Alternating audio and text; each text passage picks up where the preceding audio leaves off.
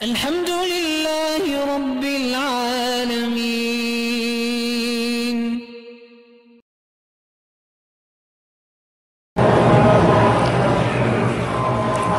حضرت be be Hajra اور حضرت اسماعیل کی قبر کہاں ہے؟ مجھے تو اپنی دادی کی قبر کا پتہ نہیں ہے اور تم حضرت اسماعیل کی ماں کی قبر پوچھ رہے ہو.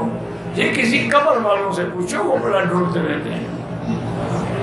نہ قرآن میں ہے نہ حدیث میں. اپنی جھوٹ جتنا کوئی بولتا رہے بولتا رہے.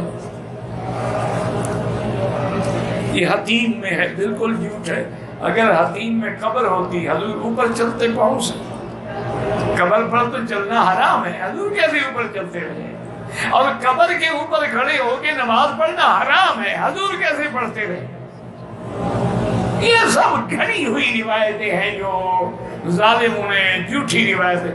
کعبے کے دروازے کے نیچے حتیم والی سائڈ پہ ہیں 8 پتھر لگے ہوئے. اللہ عالم جی، میں نے تو کبھی پتھر اوپر گنا ہے. یہ تمہارا کام ہے، کبھی پتھر گنتے ہو کبھی قبریں تلاش کرتے ہو. یہ تو 100 دفعہ بن چکا ہے کعبہ شریف.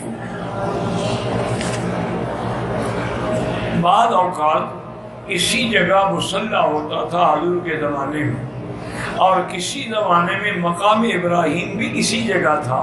تو اس علامت کے لیے پتھر لگا دیے جاتے ہیں کہ یہ وہ جگہ ہے.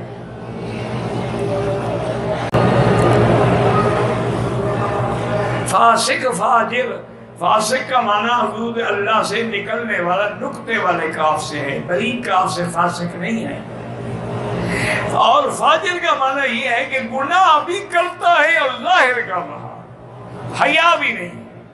تو اب وہ فاسق سے نکل کے فاجر بھی ہو جاتا. داڑھی رکھنے کا کیا فائدہ ہے؟ اس کا فائدہ یہ ہے کہ حضور کی شکل اختیار کرنے سے نجات مل جائے گی گناہوں سے اور جہنم سے. اس لیے بعض علماء نے تو لکھا ہے کہ جب جادوگر آئے تھے نا موسیٰ علیہ السلام کا مقابلہ کرنے کے لیے، تو انہوں نے بھی وہ شکل موسیٰ علیہ السلام والی بنا لی.